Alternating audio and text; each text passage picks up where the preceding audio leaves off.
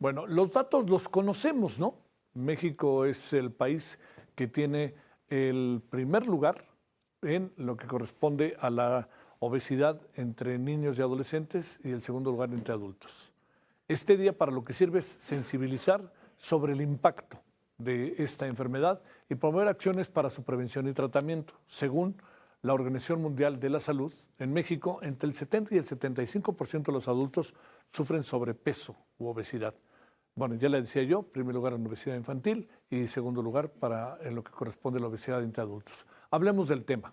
Le damos la bienvenida y le agradecemos al doctor Alfredo Nava de la Vega, endocrinólogo internista. Alfredo, doctor, gracias por tu tiempo. ¿Cómo te va? Muy buenas noches. Buenas noches, Javier. Muchísimas gracias por la Gracias. invitación. ¿En qué andamos, doctor? Entiendo que es el día de la obesidad, etcétera, pero ¿en qué anda este país nuestro, eh? Pues la realidad es que anda en las mismas, realmente no ha cambiado mucho en cuestiones de las estadísticas que nosotros podemos encontrar.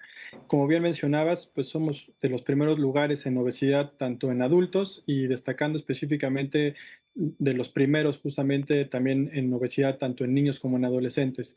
La realidad está en que pues las políticas públicas que en algún momento se han tratado de implementar como la parte de los etiquetados para los alimentos, para tratar de hacer que la gente seleccione de manera adecuada pues el tipo de alimento que va a consumir, el hecho de que en las escuelas ya no se vendan algunos productos específicamente, pues que en algún momento son comida chatarra para los niños, no ha logrado justamente el impacto para poder reducir en su momento pues los números en cuestiones de obesidad en México, ¿no? Entonces, la realidad es que necesitamos pues no solamente tener como un día específicamente en relación al Día Mundial de la Obesidad, como para hacer conciencia justamente Sí. de que pues, tenemos que tener un cambio radical en estas políticas.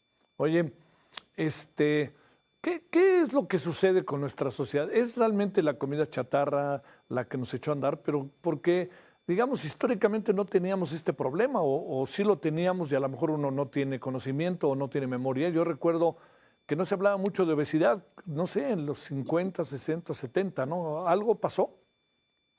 Pues la realidad es que ha cambiado mucho en cuestiones de la alimentación. Sí, nos hemos americanizado un poco en ese sentido. Nuestro vecino del norte nos ha hecho que nos volvamos consumidores muchas ocasiones de alimentos que en algún momento son ricos en azúcares, que en algún momento la dieta está basada más en comida pues rápida. Y yo creo que algo que ha cambiado mucho a lo largo del tiempo justamente ha sido también la parte de nuestros tiempos libres o la parte de la cuestión del trabajo, ¿no? Mucha gente, muchos pacientes que acuden a consulta, la realidad es que los horarios de trabajo son muy extensos, generalmente los traslados que en algún momento también hay entre la parte de su trabajo a su domicilio, muchas veces implica que el paciente no tenga tiempo suficiente para que en algún momento determinado se pueda llegar a tener pues tiempo para hacer ejercicio o que en algún momento puedan buscar pues un alimento saludable, ¿no? Eso es lo que en muchas ocasiones genera que en algún momento determinado pues el paciente o la gente haya cambiado mucho, ¿no? Anteriormente pues uno iba de su trabajo Sí, rápido, sí. no había tanta gente, la verdad es que los horarios eran más cortos, terminaba uno de trabajar a las 2 3 de la tarde y tenía toda la tarde libre para hacer cosas, ¿no? Y la realidad es que pues ahora los trabajos son de 9 a 9, la gente no sale a comer a veces y prefieren a veces hasta darle prioridad, ¿no? La realidad es que la pandemia vino a cambiar mucho esto, ¿no?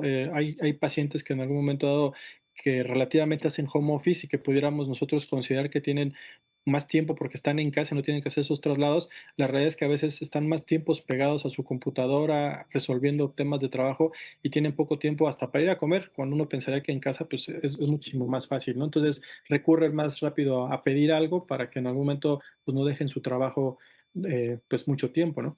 Oye, la parte que corresponde ¿existe realmente el hábito del ejercicio o realmente no?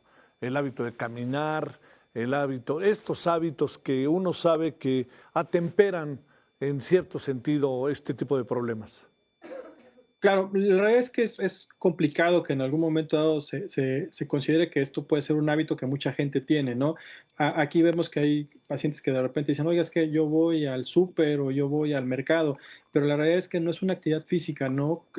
Hay gente que de repente dice, bueno, pues yo a lo mejor trato de hacer un poco de actividad entre mis traslados hacia el trabajo y a lo mejor camina una cierta distancia para tomar algún tipo de transporte, ¿no? Pero la actividad física como tal implica que tengamos un aumento de la frecuencia cardíaca, eso va a generar un gasto calórico y la realidad es que un tiempo mínimo para poder realizar esto generalmente son alrededor de unos 20 minutos, ¿no? Y esto implica que también igual tengamos que hacerlo por lo menos entre aproximadamente 4 a 5 días a la semana. Si nosotros dejamos de hacer ejercicio 2 días, como a veces lo hacemos, que de repente decimos, bueno, lo hago toda la semana y el fin de semana descanso, ese ejercicio ya no tiene el mismo impacto, ¿no? Si dejamos esos 48 horas sin hacer actividad física, nuestro cuerpo otra vez vuelve como a estar en stand-by y vuelve a tardar otra vez para poder tener ese impacto que tiene. Oye, ¿qué pasa con las políticas públicas? Pues la realidad es que creo que no son como tan impactantes en cuestiones de lo que nosotros queremos, ¿no? Comentaba hace ratito la parte de los etiquetados. Al final creo que poca gente de repente lee las etiquetas, simplemente ve que hay algo malo y pues realmente como que no toma muy buenas decisiones en relación a lo que se tiene que hacer, ¿no? Creo que las políticas a lo mejor en cuestiones pues de los niños en esta parte de las escuelas ha impactado un poco, pero también dificulta mucho porque pues muchos padres de igual forma por la cuestión de los tiempos buscan a veces las formas o las estrategias más rápidas para poderles dar algo de comer a sus hijos, ¿no? Entonces, creo que esta política o todas estas políticas no han tenido suficiente impacto porque también a veces la gente no hace conciencia, ¿no? La obesidad acarrea muchísimas enfermedades, diabetes, hipertensión, problemas cardiovasculares y muchas personas hasta que no tienen alguna alteración de estas o no presentan alguna condición que en algún momento ya genera como una merma en su actividad física o en su estado físico, pues hasta ese momento los pacientes ya empiezan a tener un poquito más de atención a lo que están comiendo, a su actividad física, a lo que pueden hacer por su salud, ¿no? Bueno, híjole, doctor, pues Alfredo, te mando un gran saludo para pensar y no dejar de pensar en este tema. Te lo agradezco muchísimo. Tienes muchísimos pacientes, ¿verdad? Pues bastante, y la verdad es que pues esta parte de la obesidad se ha vuelto una cuestión como muy recurrente ahora, Sí. ¿no? Digo, hay muchos tratamientos y opciones siempre va a haber para todos los pacientes. Te mando un gran saludo, Alfredo. Gracias, doctor. Gracias, nos vemos, Javier. Hasta Buenas luego. noches.